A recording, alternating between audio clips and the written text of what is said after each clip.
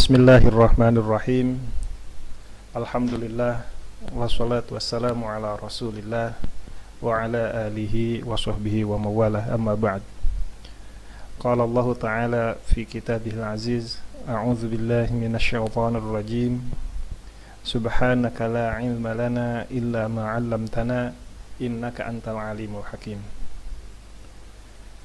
Alhamdulillah, puji dan syukur kehadirat Allah Subhanahu wa Ta'ala. Pada kesempatan ini insyaallah kita akan mengawali kajian kitab Jami'ul Ulum wal Hikam, karya seorang ulama yang sangat masyhur dan beliau dikenal dengan Syekh Ibnu Rajab. Sebelum masuk ke kajian kitab dari hadis-hadis yang beliau syarah, beliau jelaskan di dalam kitabnya, kita akan mencoba mengawali dengan mengenal siapa sosok penulis, sehingga kecintaan kita bukan hanya karena keilmuannya, juga kecintaan bahwa ilmu yang disampaikan, yang dicatat, goresan-goresan yang ada di dalam kitab itu terlahir dari seorang ulama yang sejatinya menjadi panutan kita, menjadi sosok inspiratif bagi kita semua, khususnya bagi tulabil ilmi.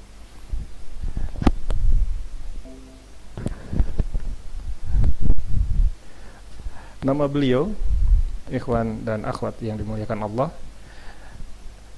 beliau bernama Al-Imam Al-Hafidz Zainuddin Abul Faraj Abdurrahman, dan beliau, nama beliau yang singkatnya adalah Abdurrahman bin Syekh Al-Imam Al-Mukri Al-Muhaddits Syihabuddin Ahmad, dan ayahnya bernama Ahmad bin Syekh Al-Imam Al-Muhaddits Abi Ahmad Rajab Abdurrahman bin Al-Hasan, dan kakeknya bernama Abdurrahman.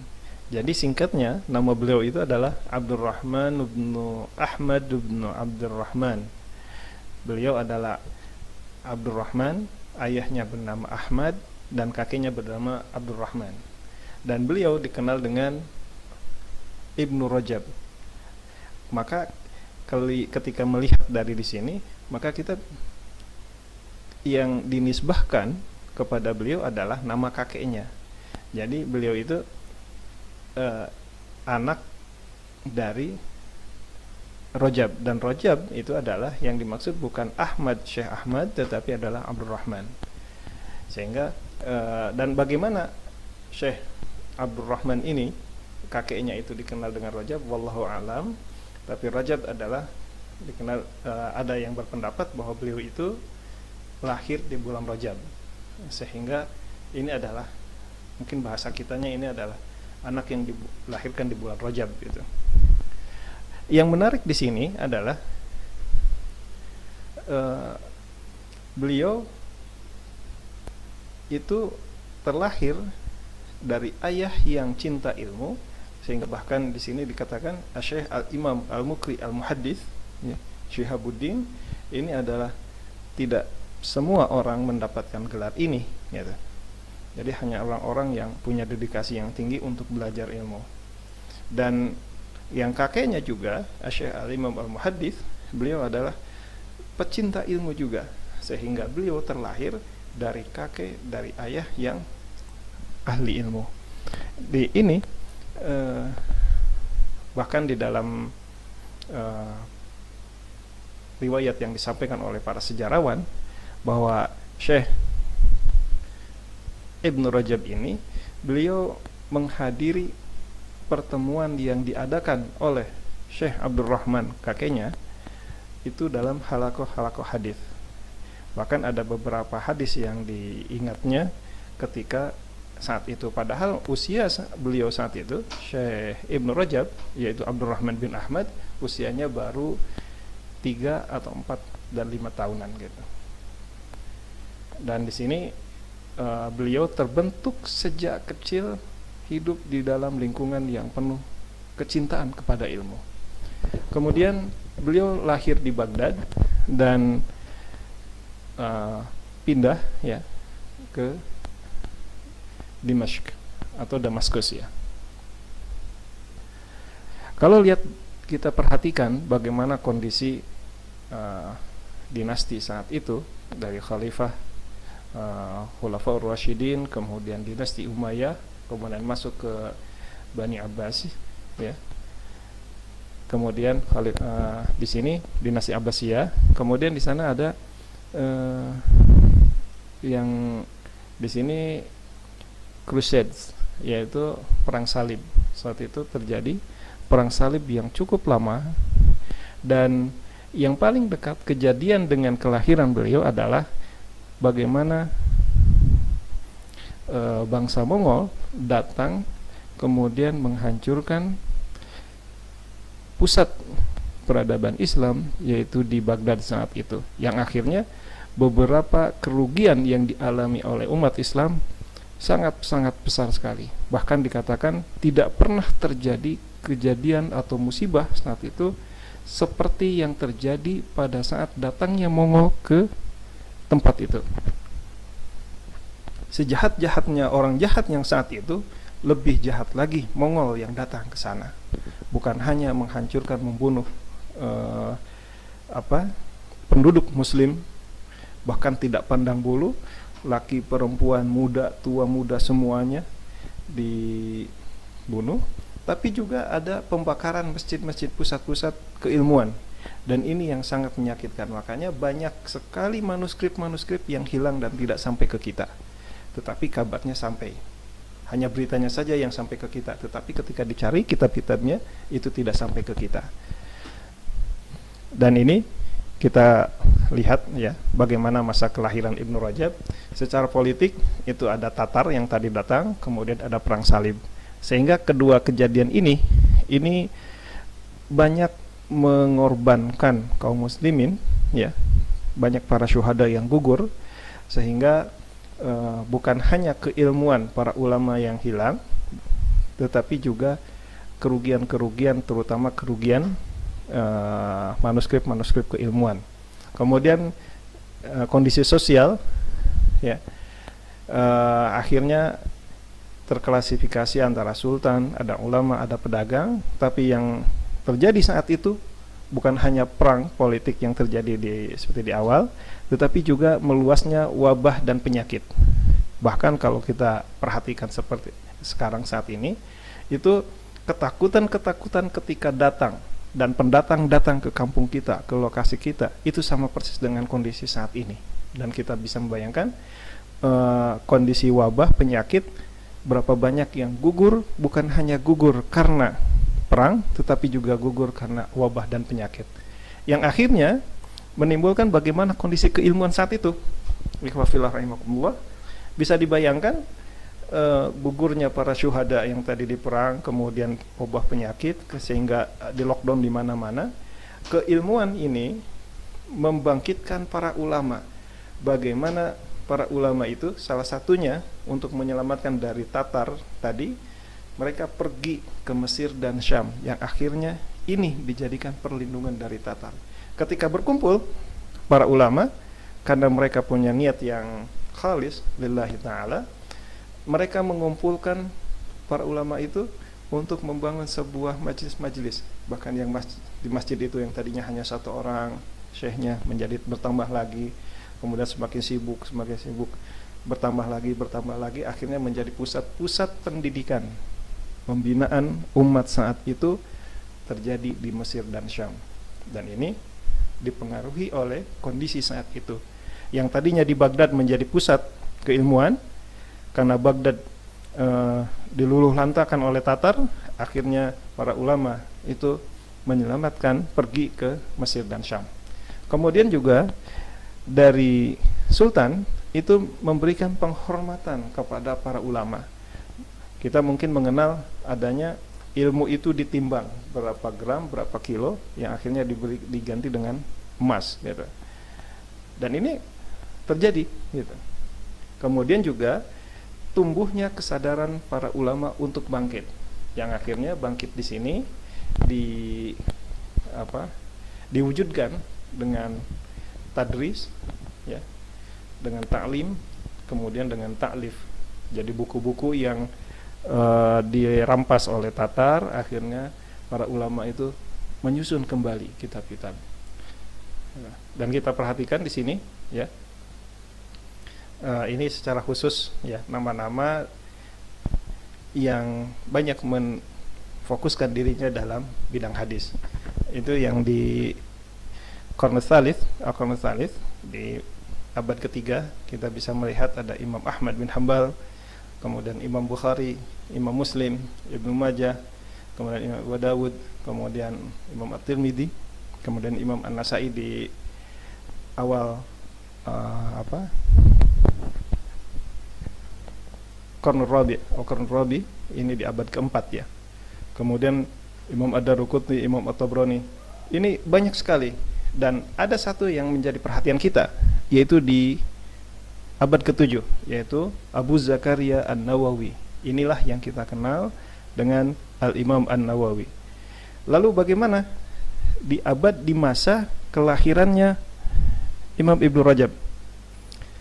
Di sini di abad ke-8 ada Syekh Ibnu Daqiq, Abul Hajjaj Al-Mizzi, Al-Imam Al-Zahabi, Ibnu Turkumani, kemudian As-Subki, Az-Zailai, dan banyak-banyak tokoh lagi, dan salah satu diantaranya adalah Syekh Ibnu Rajab Al-Hambali. Disinilah bagaimana para ulama itu dari abad ke abad, dari tahun ke tahun, mereka memberikan kontribusi yang luar biasa untuk umat ini. Dan kita yang saat ini menerima dan menikmati bagaimana karya monumental yang dihasilkan oleh para ulama itu. Dan alhamdulillah karya-karya beliau nyampe kepada kita semua. Alhamdulillah. Kita kembali ke bagaimana kondisi ya Imam Ibnu Rajab. Beliau terbentuk dari keluarga yang pecinta ilmu. Seperti tadi, usia 3, 4, 5 tahun, beliau sudah senang untuk mengikuti kajian majelis di kakeknya. Salah satu yang diingatnya yaitu man yakul alayya malam akul falyatabawa maq'adahu minan nar. Ini sama persis dengan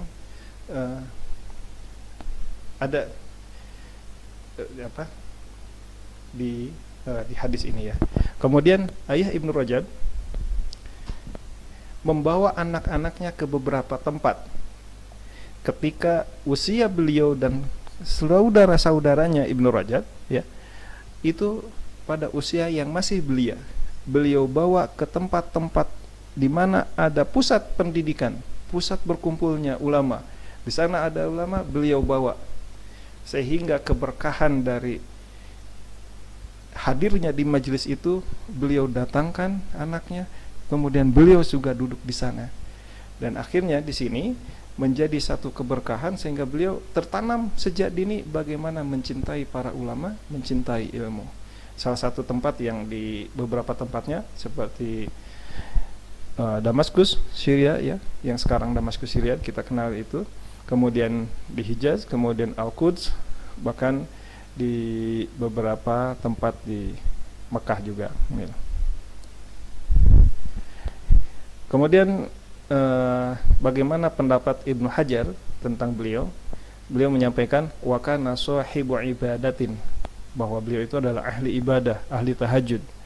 Bahkan Ibnu Haji mengatakan atqanu fan, ya, dia itu sangat menguasai bidangnya. Wasara a'raf ahli asrihi bil ilal wa tatabbu'it turuq. Yang dimaksud di sini adalah bagaimana dia menguasai keilmuan yang jarang dikuasai oleh yang lainnya, yaitu bidang ilal. Ilal itu adalah bagian kajian dari hadis. Wa tatabbu'ut turuq. Bagaimana beliau hadis itu bukan hanya satu jalan, tetapi dari sekian banyak jalur persanadan beliau menguasainya. Bahkan di sana dijelaskan wa kana la yukhalitu ahadan wa la yataraddadu ila ahadin.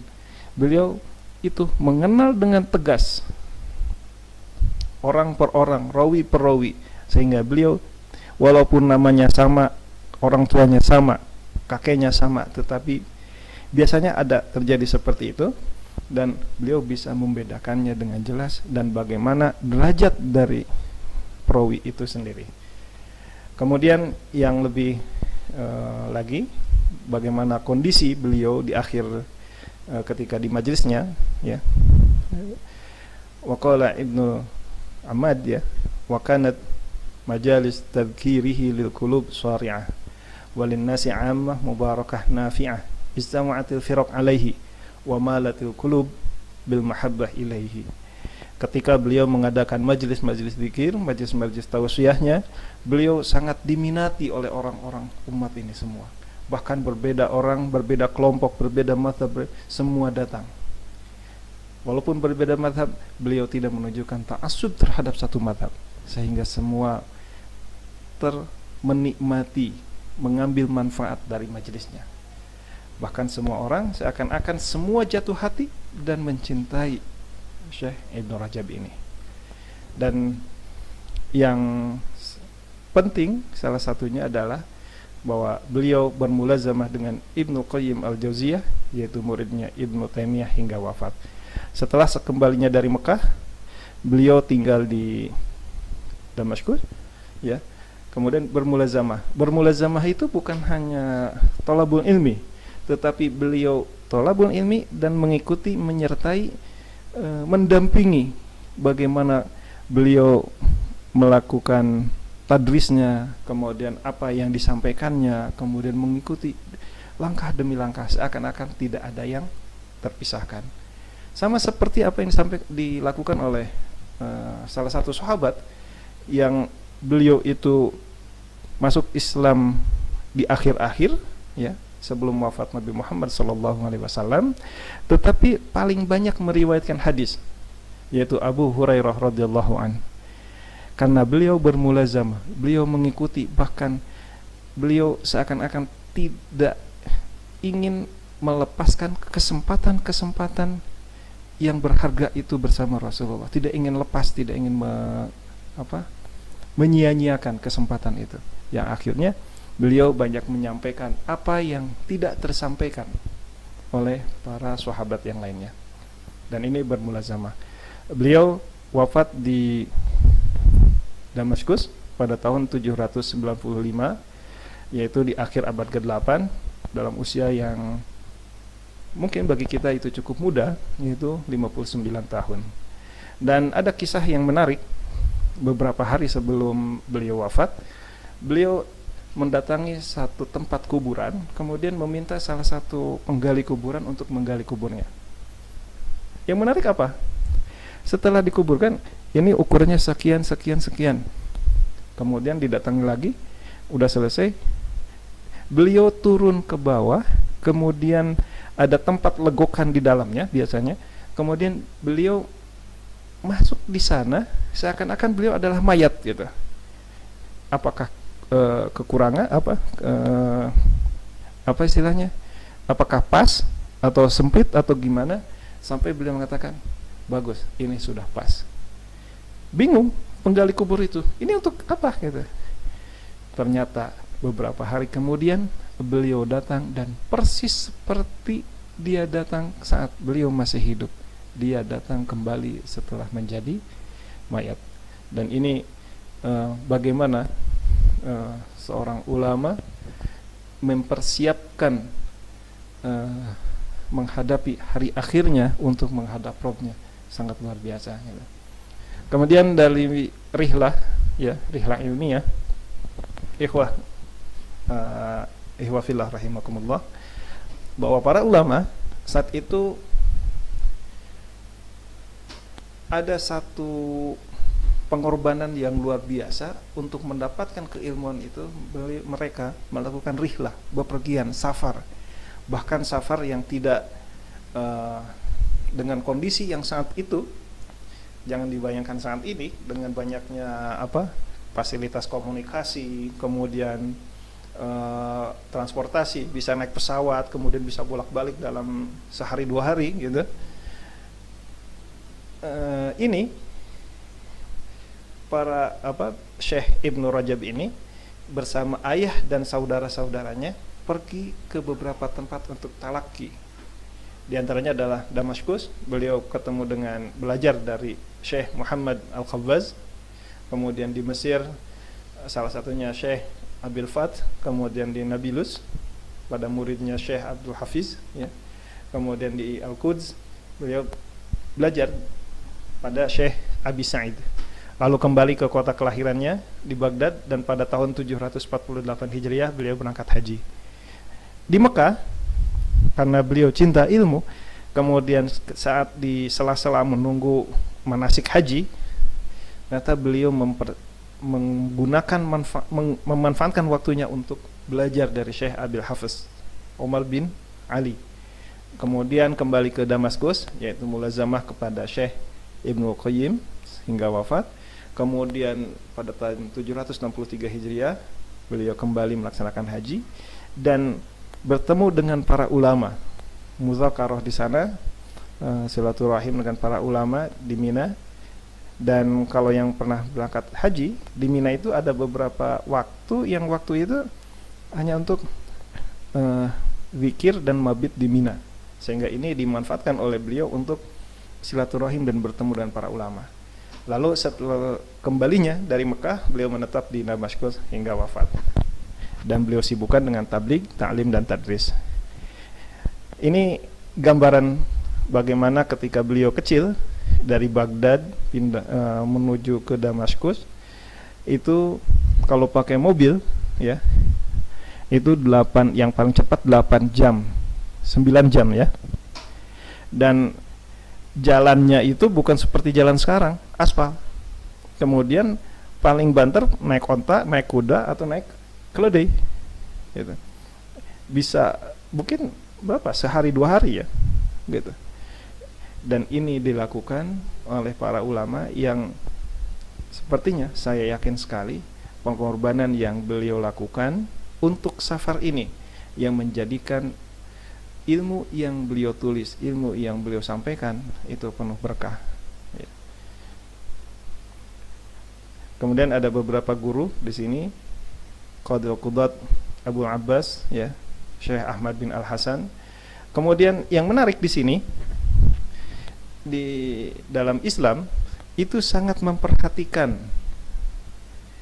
bagaimana seorang murid menerima ilmu dari gurunya, terutama hadis-hadis yang disampaikan oleh para gurunya kepada muridnya. Di sini salah satu contohnya adalah Al-Mashhur bi Ibni Qadi ya, di sini. Kemudian ada Sima'an fi Dimashq, beliau mendengarnya di Damaskus ya. Kemudian Abu Abbas Syekh Ahmad bin Sulaiman Al-Hambali, ketemunya di Baghdad, qira'atan alaihi, ilmunya kemudian beliau membaca kepada beliau ya. Kemudian ini lagi yang ketiga di akhir kalimatnya, fi Dimashq, kemudian Sima'an, dengan mendengar. Artinya bahwa bagaimana beliau ketemu dan mengambil keilmuan ini sangat diperhatikan dalam Islam gitu. Apakah mereka punya ijazah atau tidak gitu. Karena ini memberikan bukan hanya keberkahan tapi juga memberikan kepastian bagaimana menyikapinya gitu.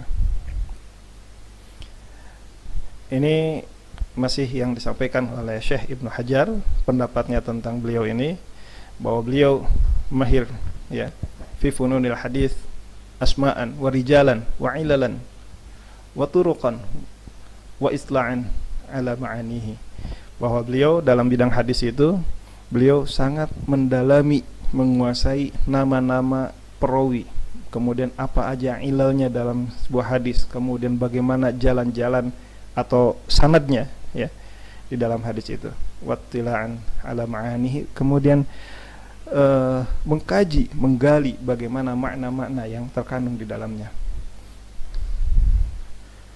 Kemudian ini beberapa karya yang dihasilkan, ada catatan-catatan beliau, ada yang di sini dikategorikan, ada yang mawaid yaitu nasihat-nasihat, kemudian ada yang masuk ke syuruh ahadits, itu adalah penjelasan-penjelasan tentang hadis, dan yang paling monumental adalah beliau beliau mensyarah kitab Sahihul Bukhari yang dinamakan dengan Fathul Bari.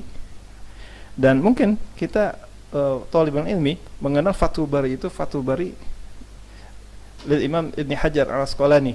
Tetapi ternyata di sana bahwa Ibnu Rajab pun memiliki syarah penjelasan untuk kitab Sahihul Imam Bukhari dengan nama yang hampir sama Fathul Bari, akan tetapi karena beliau belum sempat menuntaskannya dan itu hanya beberapa bagian saja gitu. Kemudian ada lagi Syarah Ilal Tirmidzi. Ini adalah keahlian yang Allah berikan karena kitab untuk menguasai ilal itu adalah mauhibah dari Allah Subhanahu wa taala. Tidak semua orang menguasai bidang ini dan beliau mencoba menjabarkan bagaimana Ilal Tirmidzi ya, kaidah-kaidah yang diletakkan oleh Imam At-Tirmidzi oleh ulama sebelumnya, kemudian beliau jelaskan satu persatu, langkah demi langkah. Kemudian penjelasan beberapa hadis yang lainnya. Kemudian yang lainnya ada yang di bidang tafsir, ya, kemudian ada di bidang tauhid, dan ini hanya beberapa bagian aja. Kemudian ibrohnya bagi kita semua mengenal sosok beliau ini, bahwa beliau adalah pencinta ilmu, lahir dari keluarga yang ahli ilmu, dan kita ketika kita mengharapkan bahwa anak kita untuk menjadi ahli ilmu, maka kondisikan dari sejak dini untuk mengenal untuk ahli ilmu. Kemudian sentuh sisi-sisi dari setiap sisi anak ini untuk mengenal keilmuan, cinta dengan ilmu. Kemudian yang kedua adalah pendidikan anak bersama guru dan para ahli. Bagaimana Syekh Ahmad mengajak anak-anaknya untuk mendatangi pusat-pusat keilmuan saat itu, yaitu saat itu adalah Dimashq ya. Dan beliau bertalaki dengan para ilmu yang ahli di bidangnya, yang mereka mempunyai periwayatan di dalam bidang hadis. Kemudian keutamaan bermulazamah dari sekedar berguru. Berguru mungkin hanya sekali ketemu, mungkin dalam sehari hanya beberapa jam saja, hanya ada di masjid, di kelas ya, mungkin di majelis lagi di mana, tetapi bermulazamah beliau mengikutinya, memperhatikannya. Bahkan yang menjadi inspirasi bagaimana Imam Ibnu Rajab menjadi ahli ibadah, bagaimana bertahajud, kemudian bagaimana meningkatkan taqarrub kepada Allahnya. Salah satu yang banyak disampaikan, beliau terinspirasi oleh Syekh Ibnu Qayyim ya. Kemudian peran dai mewariskan ilmu, tabligh, tadris, taklim dan ta'lif, sehingga ini bisa nyampe kepada umat setelahnya. Kemudian ikhwah fillah rahimakumullah, kita mengenal kitab Jami'ul Ulum wal Hikam ya. Bagaimana ceritanya kitab ini adalah terinspirasi dari kitab sebelumnya, yaitu kitab Al-Arba'in An-Nawawiyah karya Syekh Imam An-Nawawi. Dan Syekh Imam An-Nawawi itu terinspirasi dari gurunya, yaitu Imam Ibnu Shalah. Jadi diawali dengan Imam Ibnu Shalah, kemudian ada majelis yang dikenal dengan Al-Haditsul Kulliyah ya. Jadi hadis-hadis yang hadis itu sangat diperlukan dan menjadi bagian penting dalam pembelajaran, dalam pengamalan Islam ini. Dan akhirnya dari sekian banyak hadis itu terkumpul 26 hadis. Bahkan dijelaskan di sana, wa amla al-Imam al-Hafidh Abu Amr Ibnu Shalah majlisan samahu al-ahadits al-kulliyah ya. Kemudian dilanjutkan dari Syekh Ibnu Shalah ini yang tadinya hanya 26, kemudian dilanjutkan oleh Al-Imam An-Nawawi sebagaimana disampaikan di dalam kitab itu ya. Akhadha hadhil ahadits allati amlaha Ibnu Shalah wa zada, kemudian menambahkan kepada apa hadis-hadis yang disampaikan oleh Ibnu Shalah, tamam isnin wa arba'ina hadisan, sehingga lengkap menjadi 42 hadis. Kemudian wasamma kitabahu bil arba'in Walaupun ini 42 tetapi dijelaskan dengan 40 hadis. Dan memang ada beberapa hadis ya yang derajatnya dhaif, tetapi ini bisa menjadi motivasi kita untuk bisa mempelajari, yaitu bagaimana menghafal 40 hadis ya. Ada beberapa keutamaan di sana sehingga setidaknya 40 hadis ini menjadi motivasi kita awalan untuk memasuki menghafal kaidah-kaidah hadis. Setidaknya ya, apa yang disampaikan oleh Imam An-Nawawi ini dihafal atau dipahami, utamanya adalah bisa diamalkan. Kemudian dilanjutkan karya Imam An-Nawawi ini ya. Kalau Imam An-Nawawi ini ketemu dengan Imam Ibnu Shalah karena hampir semasa ya. Kemudian beberapa abad kemudian, hampir 2 abad kemudian ya, Imam Ibnu Rajab kemudian diminta ya, ada beberapa tuntutan dari masyarakat untuk mensyarah gitu, kitab hadis ini yang 42 hadis karya Imam An-Nawawi ini. Kemudian menambahkan beberapa hadis yang menurut pandangan beliau ini penting untuk diketahui dan menjadi pegangan para muslim. Setiap muslim harus memegang ini karena nilainya sama pentingnya dengan hadis-hadis yang disampaikan oleh Imam An-Nawawi. Seperti yang dicontohkan di sini, al-hiqu hadis ya, al-hiqu au faraidu bi ahliha fama abqatil faraidu fa huwa di aula rajulin zakarin. Beliau menegaskan alasannya apa? Li'annahu jami'un liqawaidil faraid allati hiya nisfu ilm. Bahwa ini hadis ini mencakup kaidah faraid. Faraid itu pembagian harta waris ya. Dan ini kaidah ilmu hadis ini menjadi nisfu ilm, setengah dari ilmu gitu. Sehingga beliau menekankan, menambahkan bukan hanya hadis ini tetapi ada beberapa hadis lainnya yang sama penting harus diketahui oleh setiap muslim. Itu sekitar 8 hadis yang akhirnya lengkaplah menjadi 50 hadis. Dan ini beberapa di antara contohnya ya, hadis-hadis yang 8 hadis ini.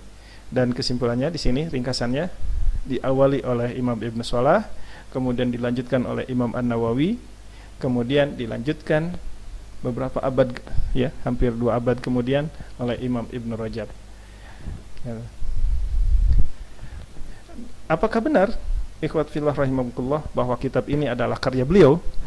Imam Ibnu Hajar Al-Asqalani menegaskan di dalam kitabnya Imba'ul Ghumar bi Abna'il Umar ya, di sini bahwa beliau wasyaraha al-arba'ina lin-Nawawi fi mujallada, bahwa beliau Ibnu Rajab mensyarah, memberikan penjelasan pada arba'in 40 hadis karya Imam An-Nawawi dalam mujallad wahid, dalam 1 jilid gitu. Kemudian juga dalam ulama Ibnu Ahmad di sini ya, dalam kitabnya bahwa Imam Ibnu Rajab punya karya yang banyak sekali. Salah satu diantaranya adalah Syarah Arba'in An-Nawawiyah. Mana Syarah Arba'in An-Nawawiyah? Itu adalah kitab yang kita kaji ini, yaitu Jami' Durus wal Hikam ya. Dan ini sebagaimana dijelaskan oleh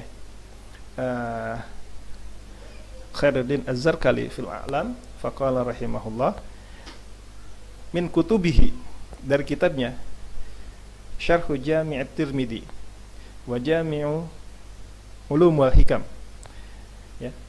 Dari kitabnya adalah Syarah Jami' At-Tirmidzi, kemudian Jami'u Ulum wal Hikam adalah kitab yang akan kita kaji ini insyaallah, dan dia dikenal sebagai Syarhil Arba'in, penjelasan dari Al-Arba'in 40 hadis karya Imam An-Nawawi. Kemudian dari sekian lama hadis kitab ini disusun ya, para ulama setelahnya kemudian mencoba mengkaji, kemudian mentahkik ya kitab ini, bahkan bukan hanya 1 orang tetapi sekian banyak, bahkan hingga sekarang yang terakhir ini adalah karya Dr. Mahir Yasin.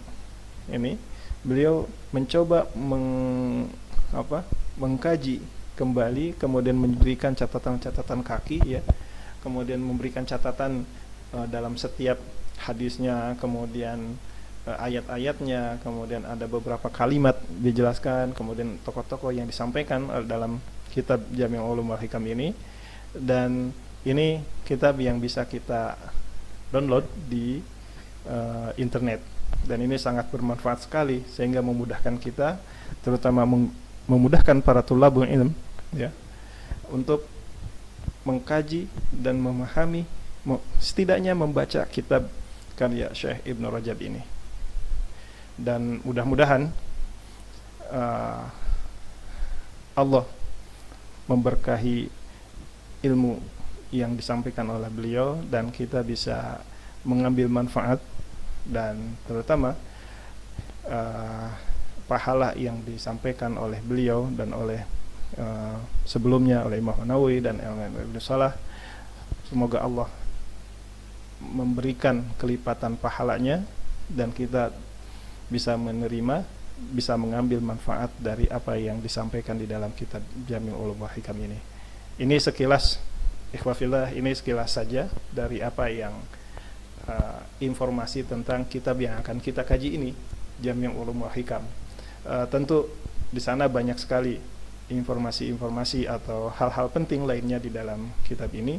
Bagaimana para ulama melihat, mengkaji ya, dijadikan objek penelitian bukan hanya master tetapi doktoral, bahkan di semua kampus hampir di dunia ini. Dan kita bisa cari risalah-risalah ilmiah yang terkait dengan Jami' Ulum wal Hikam ini, dan ini sangat bermanfaat sekali. Dan mudah-mudahan kita semakin yakin bahwa ini adalah karya ulama yang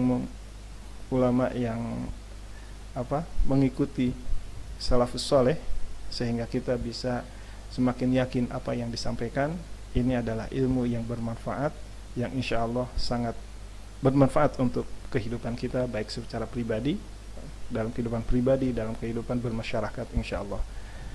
Wallahu a'lam bishawab. Barakallahu li wa lakum.